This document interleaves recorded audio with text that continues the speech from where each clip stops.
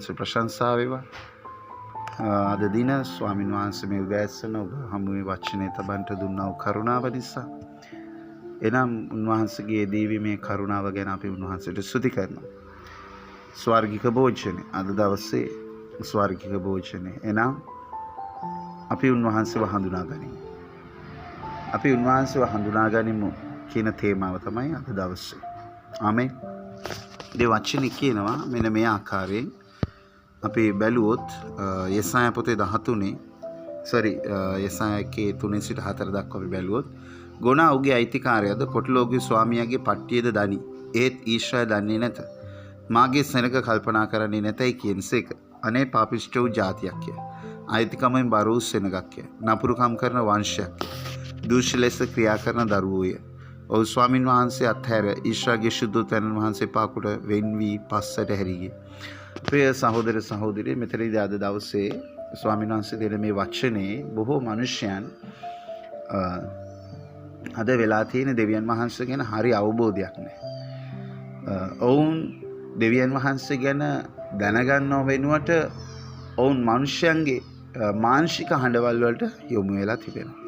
ඒ නිසා දෙවියන් වහන්සේගේ රාජ්‍යයට ප්‍රවේශ වෙන්නේ, ධර්මිෂ්ඨකමේ උතුණ පළඳින්නේ, පවතිනා වූ වාසස්ථානයේ ගොඩනගා ගන්නේ, පවතිනා වූ රාජ්‍ය තුළට ගමන් කරන්නේ කොහොමද කියලා අනවබෝධයෙන් ඉන්නේ. ඒ නිසා ස්වාමීන් වහන්සේ අද දෙන පණිවිඩය තමයි ඔබ වැඩ කළ යුත්තේ පොළවේ ස්ථිර වෙන පිණිස නොව ස්වර්ගී ස්ථිර වෙන පිණිස. මේ වචනේ කියනවා නාස්ති වේදී යන ගේ ගැන වෙහෙසෙන්න එපා, පවතිනා වූ දේ ගැන වෙහෙසෙන්න කියලා.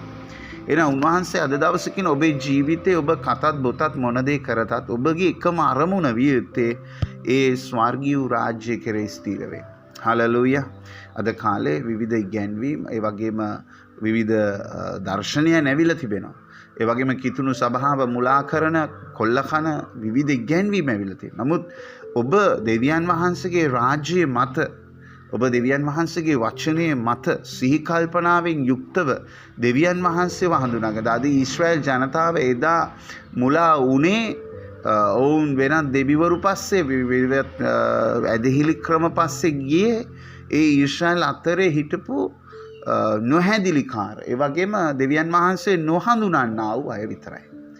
හැබැයි ඔවුන් දෙවියන් වහන්සේගේ හඬට ඇහුම්කන් දුන්නා නම්, දෙවියන් වහන්සේගේ ආඥාවල් ව්‍යවස්ථාව පවත්වලා තිබුණා නම් කවදාවත් ඔවුන් මුලා වෙන්නේ නැහැ. ඒ නිසා ඔබේ සඵලත්වය, ඔබේ ආශිර්වාදය, ඔබේ සමාදානය තියෙන්නේ දෙවියන් වහන්සේ තුලයි. ඒ දෙවියන් වහන්සේ ඔබ තුල ඉන්නකොට, යේසුස් වහන්සේ ඔබ තුල ඉන්නකොට මේ සියලු සඵලත්වයේ ආශිර්වාද එනවා. හැබැයි తాවකාලිකව අභියෝගයන් වලට මුහුණ දෙන්න වෙනවා. නමුත් මතක තියාගන්න, කොච්චර රෞද්‍ර ලෙස පරීක්ෂාව ඔබව ලුහු බැඳගෙන ආවත් ඒ ඔබ බය ගන්නන්ට එන මිසක් ඔබට කිසි දෙයක් කරන්න බෑ. හේතුව ඔබ දෙවියන් වහන්සේව හඳුනගෙන ඉන්නවා නම් ඔබ දැනගන්න යන ඔබ කවුද කියලා.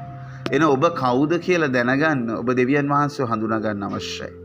ඔබ දෙවියන් වහන්සේත් එක්ක ගමන් කරන්න අවශ්‍යයි. දෙවියන් වහන්සේත් එක්ක ඔබගේ කාලයේ සම්බන්ධතාවය ඔබ ගොඩනගා ගන්න අවශ්‍යයි. අන්න ඒ විට ඔබ දෙවියන් වහන්සේ ගැන දැනගන්න යනවා. ඔබ දෙවියන් වහන්සේ හඳුනා ගන්න යනවා. දෙවියන් වහන්සේ හඳුනා ගැනීම කියන්නේ ඔබ ජීවත් වෙනවා. ඔබ සමාදානය තුල යනවා. ඔබ ජයග්‍රහණය කරනවා. පරීක්ෂාවල්, සෝදිසි පීඩාවල්, අභියෝග ලාභත් ඔබ සැලෙන්නේ නැහැ. ඒව නවතිනවයි කියලා කියන්නේ නැහැ. එනවා. හැබැයි ඔබ ඒවා සියල්ල මතු පිටින් ඉඳලා ජය ගන්න. ආමේන්. ඉතින් යේසුස් වහන්සේට මුහුද මත ඇවිදින්න පුළුවන් උනේ ඒ නිසායි. ඒ නිසා ඔබ දෙවියන් වහන්සේ හඳුනන. යේසුස් වහන්සේ දෙවියන් වහන්සේව හඳුනාගත්ත නිසා උන්වහන්සේට අභියෝගයක් වුණේ නැහැ කිසිම දෙයක්. මොකද උන්වහන්සේට ඒව පරාජය කරන්න අවශ්‍ය ආධිපත්‍ය, බලය, පුත්‍රකමේ අනන්‍යතාවය, මහිමාන්විත ඒ සැලැස්ම උන්වහන්සේ තුළ ඒ දැනගැන්ම තිබුණා. ආමෙන්. ඒ නිසා ඔබ ඔබගේ ජීවිතයේ දෙවියන් වහන්සේ දමා තිබෙන සැලැස්ම තුළ යන්න නම් ඔබ දෙවියන් වහන්සේව දැනගන්න අවශ්‍යයි. එන දෙවියන් වහන්සේ දැනගන්න නම් ඔබ දේ වචනයට සමන් දෙන්න, දේශනාවලට හඬට සවන් දෙන්න. එවිට ඔබ දෙවියන් වහන්සේ දැනගන්න යනවා. ඔබගේ ජීවිතේ පුදුමාකාර විදිහට පරිවර්තන වෙන්න යනවා. ඔබේ ජීවිතේ පුදුමාකාර දේවල් සිදු වෙන්න යනවා. ආධිපත්‍ය බලයෙන් ඔබ දේවල් අත්පත් කරගන්න යනවා. ඔබ මේ පොළවේ බලයෙන් යුක්තව ස්වාමින් වහන්සේත් එක්ක ජීවත් වෙන්න යනවා. ආමෙන්. ඉතින් ඒ නිසා ස්වාමීන් වහන්සේ ඔබ සමග සිටිනවා. හලෙලූයා. එන සියලු ගෞරවය මහිමේ උන්වහන්සේට. එන ඔබ සැමට ආශිර්වාදමත් අනුග්‍රහයෙන් පිරි මහිමාන්විත දවසක් වේවා. එනම් අපි දෙවියන් වහන්සේව දැනගමු, හඳුනගමු, ස්ථිර වෙමු. ජේසු පීඨයි.